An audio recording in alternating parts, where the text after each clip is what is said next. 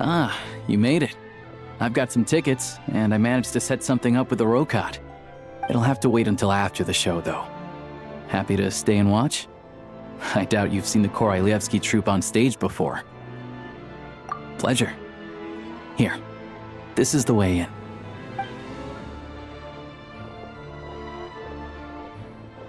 Please present yourself for a routine inspection in accordance with theater regulations. Thank you.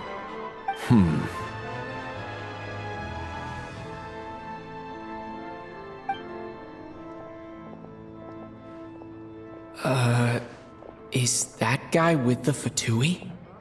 Looks like he's waiting for something. Okay, all done. Thank you for your cooperation. Please proceed through to the theater.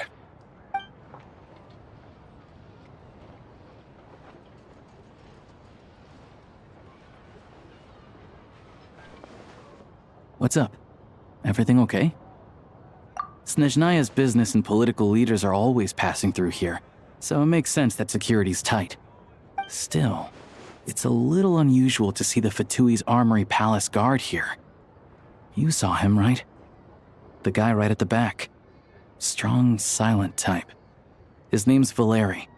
He's part of the Special Assignments Battalion, but I only ever see him here for one thing: to look for a guy named Mitya.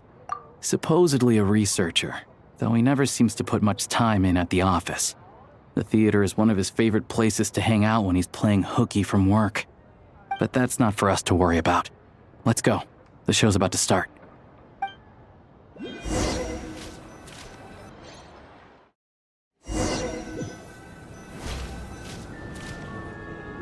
What do you think?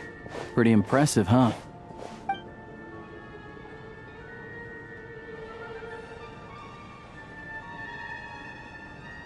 Oh, the one in Fontaine? I hear it's iconic.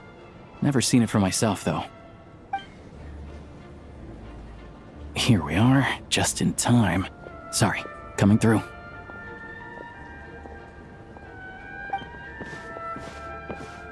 Ugh. If you're gonna show up late, keep your mouth shut. What's his problem? Whatever. No point arguing with people like that. Look, there she is. That's who I'm introducing you to later. She's the lead singer of the troupe, Vodyanitsa.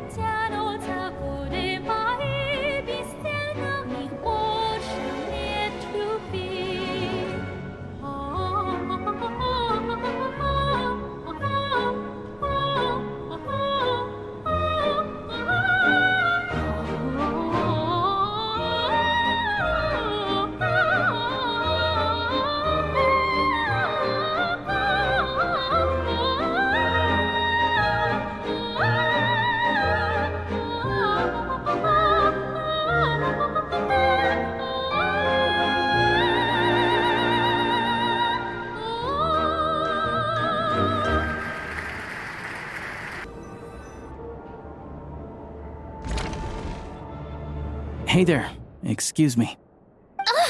Can you believe it? I am so mad right now. Come in. Oh, it's you two. Huh? You know each other? Oh, wait. Is this who you were telling me about? The one you met yesterday and couldn't stop thinking about? I never said that. Yes, you did. Why are you denying it? It was right before I went on that rant about the moody factory owner.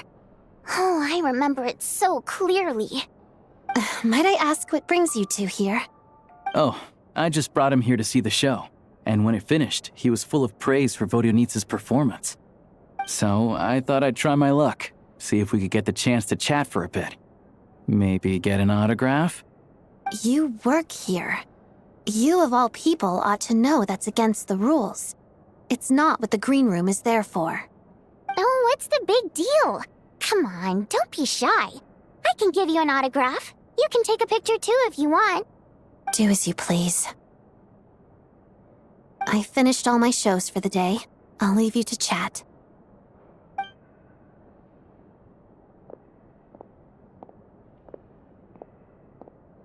I wasn't making that stuff up, you know. Odette's just too proud to admit it. She thinks very highly of you, and so do I. You did the right thing in Svietloladovka. We're good. Odette's out of earshot. I'll lock the door.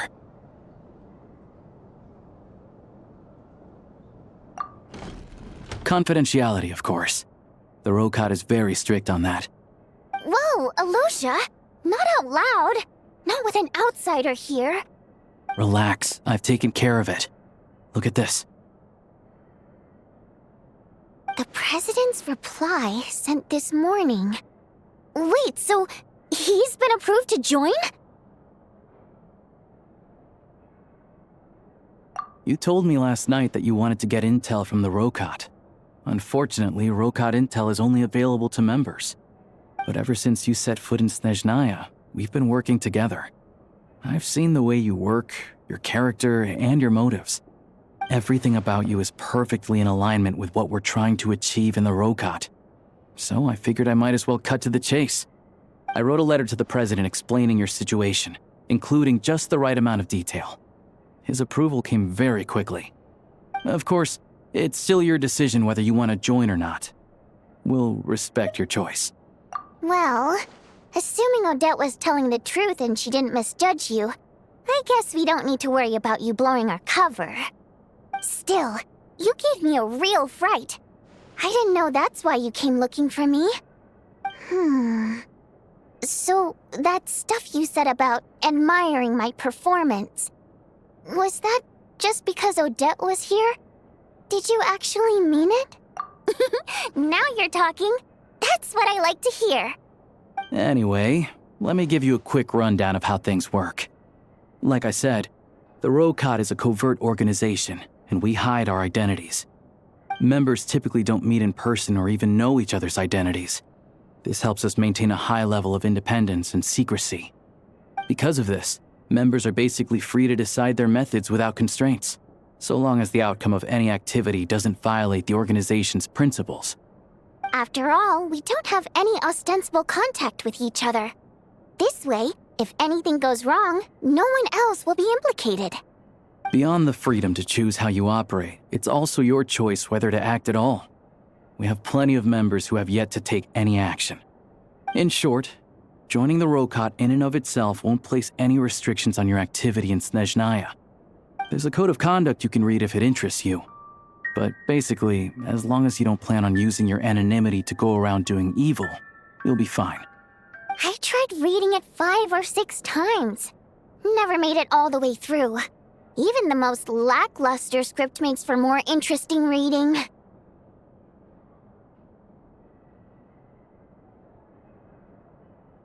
Great. Then I'll go grab an official application form. Be right back.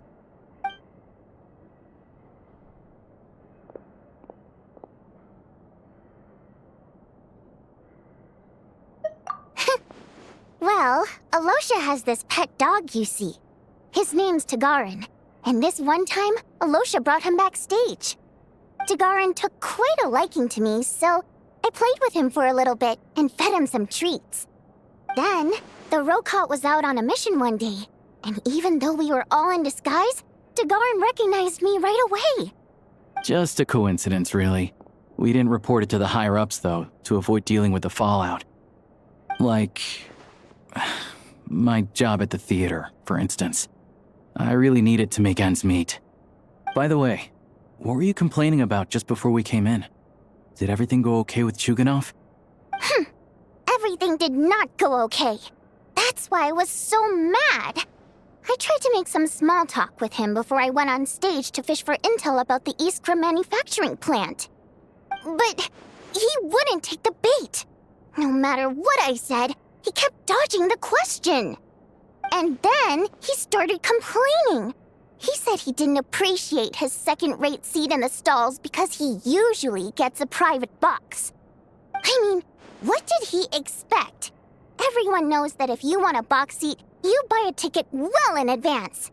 But instead, he sends me a letter the day before the show when we're practically sold out. I had to juggle things around just to get him a half-decent seat, hoping he would appreciate the gesture enough to share some information. But nope, he didn't give me anything. Yeah, meeting Chuganov in person has definitely been a disappointing experience.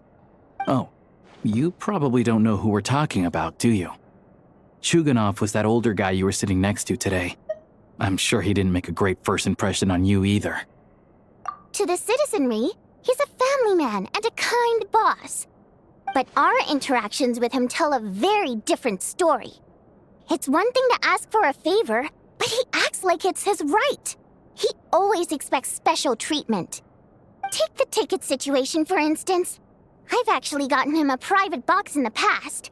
But not only was he not even grateful, now he's acting like I've sold him short this time. Not to mention that he's never paid for a single one of his tickets.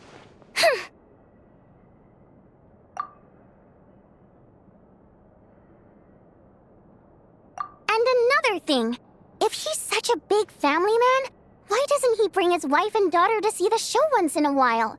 I've never seen them here, not even once. Calm down, Vodyanitsa. If you won't do it the easy way, we'll have to try the hard way. But first things first. Here's your application form. Go ahead and fill it out.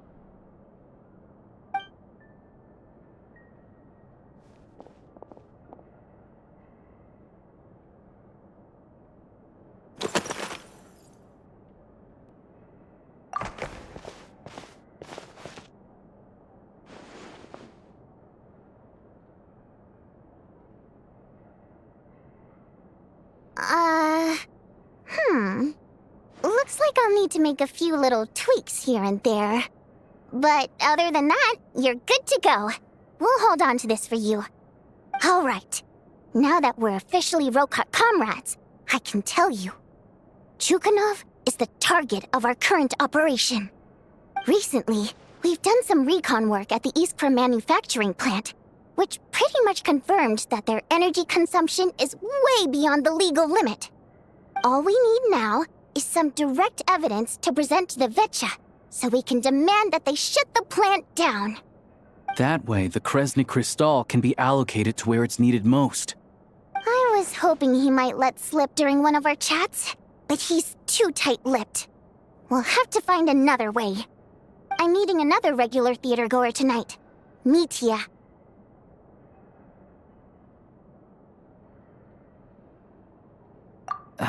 But Valeri's here too, and he's probably looking for Mitya, so he may end up being a no-show. Don't you worry. He must know how to dodge Valeri, or he wouldn't be showing up on time for every performance. Mitya is a renowned energy expert. Although we can't get any direct evidence of the excessive energy consumption at the plant, we can accidentally let the information slip to him. The authorities should take someone like him seriously. So if he starts raising questions about energy use at the Iskra manufacturing plant, there will be a proper investigation. Also, we're not allowed on site, but he has clearance. So all we need is his cooperation. Yeah, so that's the other thing we're trying to figure out. Though I think we're far less likely to make any progress on that front. Still, I hear that Mitya is a bit of a chatterbox. So, who knows? Maybe if we catch him in the right mood, he'll let something slip. What do you think? Sound like something worth your time? Okay, in that case, you guys find a seat somewhere nearby, pretend you're a couple of buddies there to eat, and keep your ears peeled for useful information. He's a huge fan, so I doubt he'll have his guard up around me. But you two need to be convincing. If he suspects anything at all, he might stop talking. Sure. Don't worry. We'll make a believable pair of buddies. Perfect! You've sold me already. Now, help me tidy this room up a bit before we head out. Okay. What needs tidying? Everything!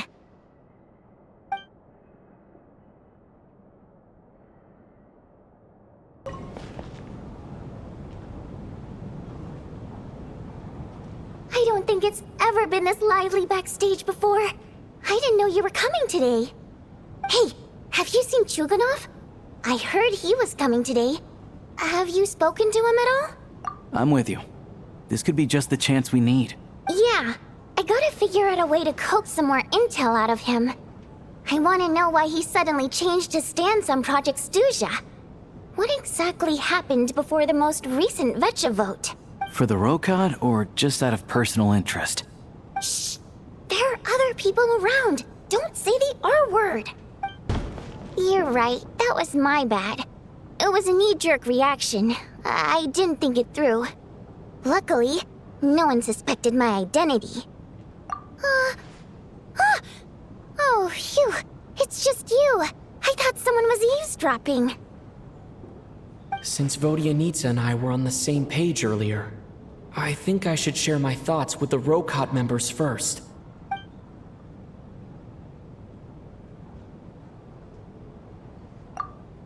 Whoa. Are you serious?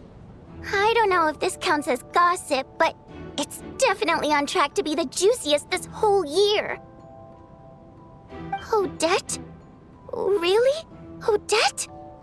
Oh god, how dumb does this make me look? Lelek has been right under my nose. Actually, it's exactly what you'd expect. Sometimes, hiding in plain sight is the best strategy. And now that you mention it, the more I think about it, the more sense it seems to make. It all adds up. What are we up to now? 1, 2, 3, 4... Odette's identities. She's my coworker, specifically a ballerina, and also a Fatus, a member of the Rokot. Now, Lelek.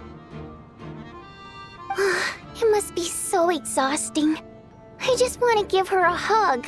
I guess since I've always known her as a member of the Fatui, it never even crossed my mind that she could be involved with the Rokot, let alone be Lelek. I don't understand. If she's with the Fatui, what reason could she have for being so opposed to Project Stuja? Probably best if you ask her that in person. Well, since you waited until now to bring this up instead of announcing it to everyone earlier, does that mean we're all on the same page here? Yeah. Lelek may not follow orders from the Rokot leadership, but as far as I'm concerned, she's never crossed the line. If anything, her actions benefit the poor. We need to confront her face to face. Do you think she'd really admit to being Lelek? I don't know. We'll have to see how it goes. For now, we'll work on the assumption that she didn't kill anyone, and see how much she's willing to tell us.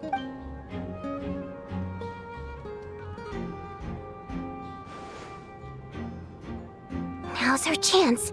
Odette's alone. Let's go.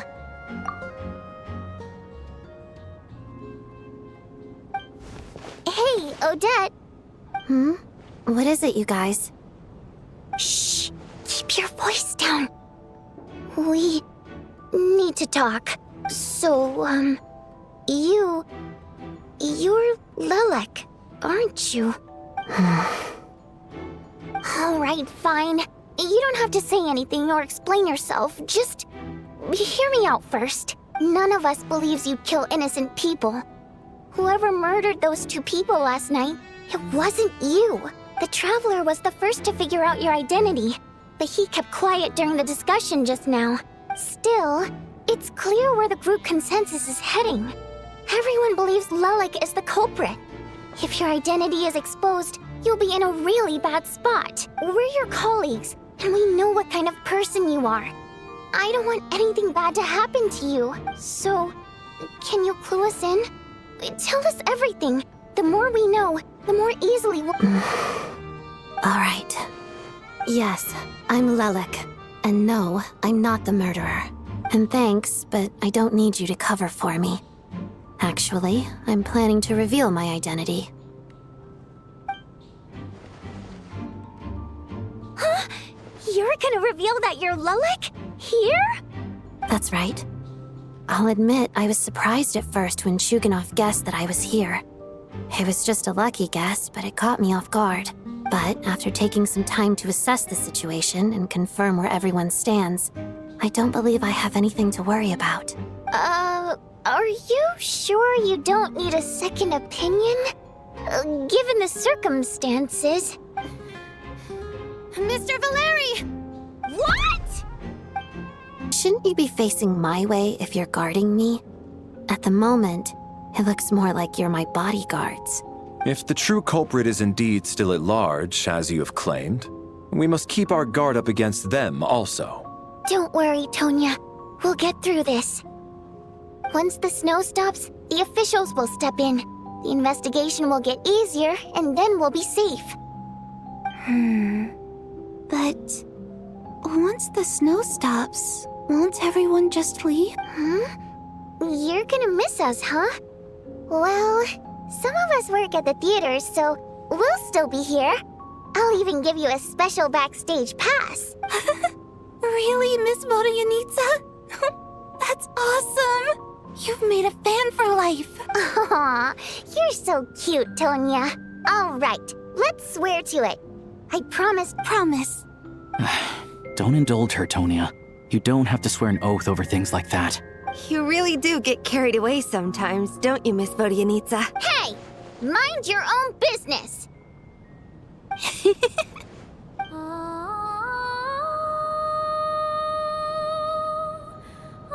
Don't be nervous, Miss Water Imp. Everyone's here. There's nothing to be afraid of. Excuse me? Do I look nervous? Don't be ridiculous. No. You sound nervous, lass. Oh. Wait, but how... Okay, plenty of people know that I'm a water imp, but still... How come you understand our primary mode of expression? Primary mode of expression. I've not come across that concept before. Do enlighten me, Vodyanitsa. Well, it's just... We water imps tend to communicate our emotions to each other by singing, rather than facial expressions. The emotions we convey through song take precedence over our facial expressions. So, we think of it as our primary mode of expression. I'm impressed, Shram. I didn't take you for a man of culture, but you're clearly rather It's not about being cultured or not. The thing is, this mode of expression can usually only be understood by other water imps. It's not a simple case of a song sounding happy, and yet, you're clearly human, Mr. Shram. It's really not the big deal you're making it out to be. I think I just have a knack for it. Plus, I have a... very close... Anyway, we spent so much time together that before I knew it, I noticed I could understand her expressions. Oh, I guess that makes sense. Still, the fact that you have a water imp friend is even more surprising. I'd better watch what I'm singing when I'm around you from now on. Because her water imp parents belong to the aristocracy, who were driven out of Snezhnaya by the Tsaritsa long ago. And now they live somewhere new, where the postman can't get to. We're sorry. It's fine. My fault for not storing it properly. I can't leave things lying around and expect them to get ignored when everyone's scouring the place for clues. All right, give me my notebook back. I'll take over the investigation in this room.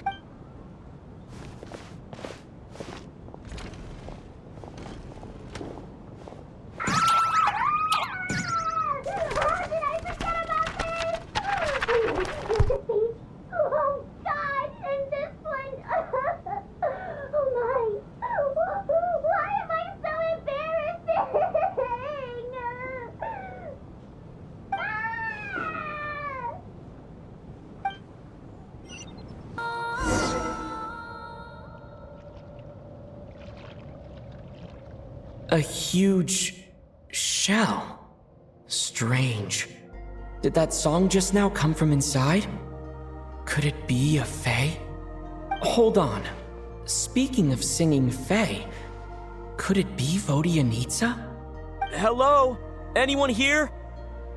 Still no response. Well, if there are mushroom gods in this world, there might as well be seashell fae. I should check it out.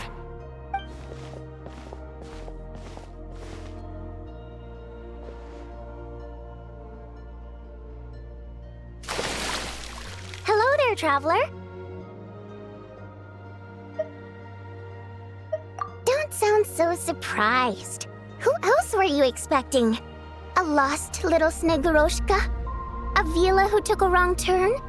A Domovoy stranded in the middle of nowhere? Because my private practice room is so well hidden, obviously. No one stumbles upon this place on purpose. Oh, that. Yeah, I originally planned to channel some water over there and completely seal it off. But I asked a bunch of engineers, and they all said blowing up the cave's rock wall could cause landslides, avalanches, surface cracks, all kinds of bad things. Anyway, it'd be a huge pain. Plus, if the cave's original structure was destroyed, its acoustics would be ruined too, and then I wouldn't even be able to use it for practice. So, I gave up. And anyway, it's just like you said. Not many people would dare to jump down from up there. I'm not answering that question, because you haven't answered mine. Who else were you expecting to see here? One person asks, the other person answers. Then comes the next question. That's how polite conversation should go. A shell fae? You mean the oyster sprites that protect children who fall in the water? The ones from the fairy tales? Fae like that don't exist in Snezhnaya. The only fae associated with pearls are us water nymphs. After all, legend has it that if we cry out of true sorrow, our tears will turn into pearls. Want me to cry for you right now? I could do it. I mean, we know each other so well. And you didn't even recognize my singing voice. That could get me going. Of course not. Otherwise, there'd be nothing but pearls at the bottom of the water now, wouldn't there? I bet pearl necklaces wouldn't be nearly as expensive either. Plus, those pearls wouldn't be the quality kind. They'd be misshapen and have all sorts of impurities. If only there really were oyster sprites, though. I bet if you paid one, you could get all sorts of beautiful pearl jewelry. Oh, right. Take this pill to warm yourself up. You fell into a puddle on your way down, right? I heard your footsteps through the ice the minute you got to the entrance of the cave. You traversed the ice wall only to fall into the water at the last moment. I heard you sputtering from here. Now, I was considering letting you have a few sips of strong liquor to warm you back up. But on second thought, spirits that have been frozen lead to intoxication too quickly. So I thought this pill would be better. It's something hunters use to warm themselves up out in the frigid wilderness.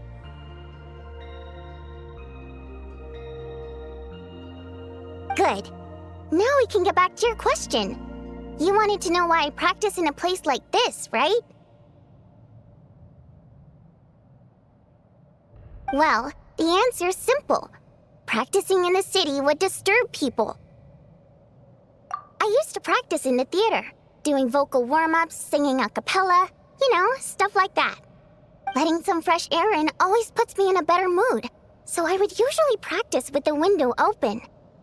And, well, do I even need to say how captivating my singing voice is?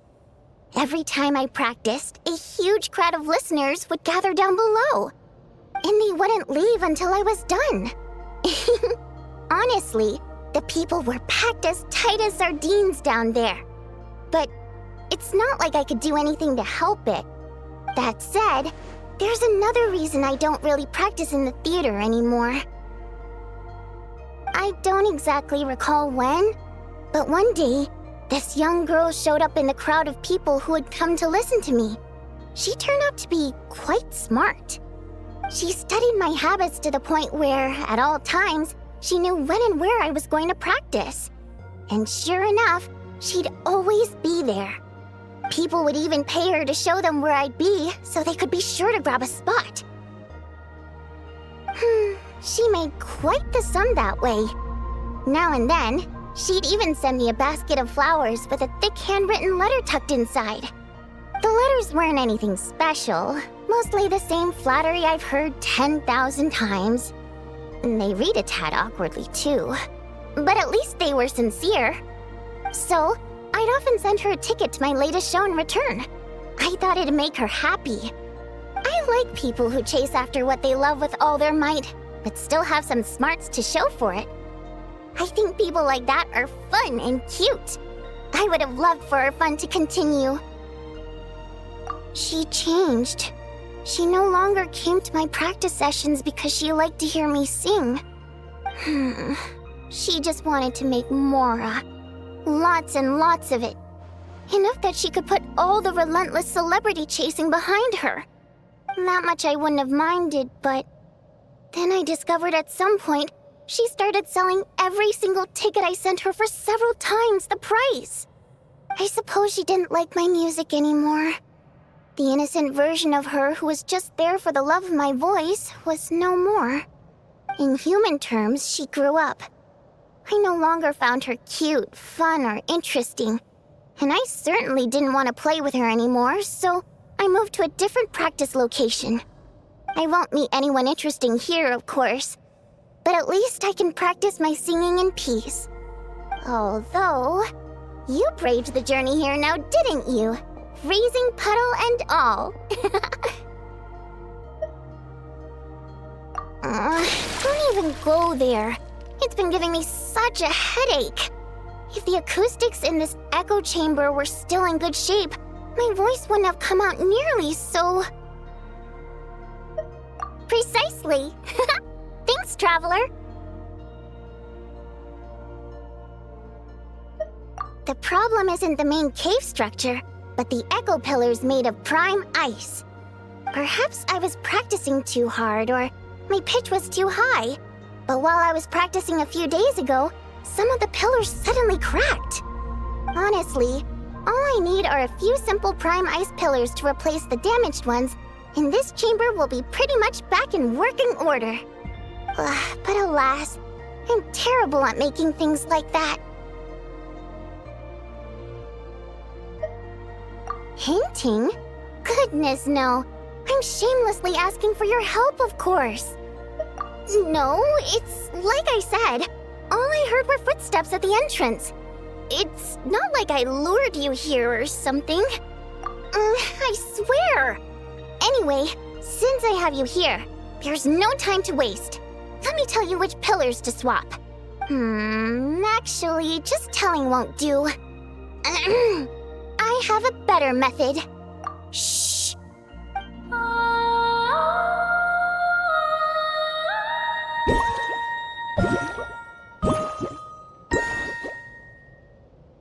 There we go. See those brightly illuminated prime ice pillars? Those are the broken ones. That goes without saying. Otherwise, I wouldn't be nearly so invested in all this. Anyway, I'm counting on you, Traveler. If you forget which prime ice pillars are broken, just... Oh, I knew I could count on you. It turned out beautiful. The positioning of these prime ice pillars is perfect. Now then, let me test them out.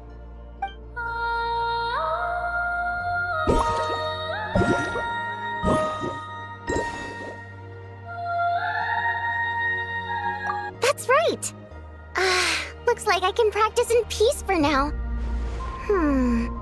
Since you helped me fix these prime ice pillars, allow me to sing you a little practice piece. Unnecessary. My voice is all warmed up, so I'll do some a cappella now. I'm practicing here today, and in a few days I'll head over to Ronkova Zoria to do the same. I wonder if Odette and Eula will be there. Anyway, sit back and relax. Oh, but don't close your eyes, or you might zone out and fall face first into the water.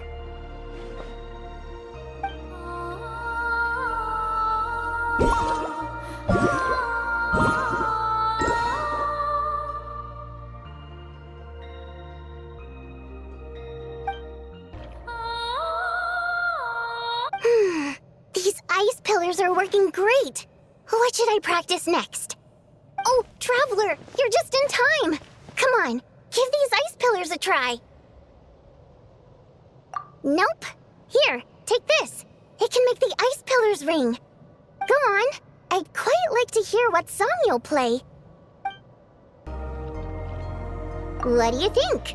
This private practice room of mine is pretty great, right? The song you played just now was quite original, too. If that's your goal, then you've got a long road ahead of you. I suppose I could offer some guidance for a price. Not sure yet. I'll let you know once I think of something fun. Until then, you owe me. Pleasure doing business with you. Be sure to come over and practice whenever you're free.